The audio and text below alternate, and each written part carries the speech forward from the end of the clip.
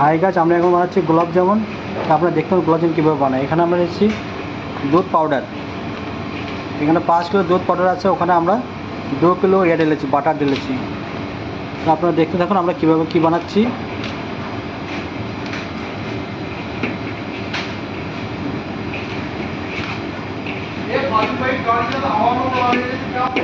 এখন আমরা ঢালবো ঠান্ডা জল। সেখানে আমরা ঠান্ডা জল কীভাবে ঢালছি আপনারা দেখতে থাকুন।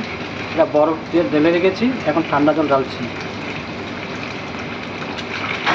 এখন আমরা দুধটা আর যে জল ঢেলেছি ঠান্ডা জল, এটাকে মিক্স করতেছি। দেখেন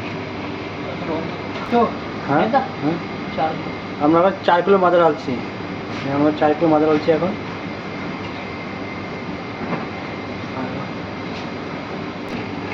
মামার সাথে এখন ময়দা মিক্স করতেছি। দেখেন আপনারা এভাবে ঘরে মানে খেতে পারবেন, দোকানে যেতে হবে না। देखिए कितना अच्छा से हमारा हम कितना अच्छे बना, कम से कम इसमें এখানে থাকে মানে কম সে কম 2000 গোলাপ জামুন বানবে। এখানে যা মাওয়া আছে 2000 গোলাপ জামুন মাওয়া আছে এখানে। তো আপনারা দেখতে থাকুন। আমরা এখানে এটাকে আধা ঘন্টার জন্য একটু রেখে দিব, ঢেকে রেখে দিব। তারপর আমরা এটাকে ছোটো ছোটো ইয়া বানাবো, গুড়ি কী বলে এটা হলো প্যারা বানাবো। এখন কমপ্লিট হয়ে গেছে। এখানে আমরা আধা ঘন্টা জন্য রেখে দেবো, ঢেকে রেখে দেবো। তারপর আমরা ছোটো ছোটো করে আমরা ইয়া বানাবো, প্যারা বানাবো। ছোটো ছোটো করে প্যারা বানিয়ে দেবো।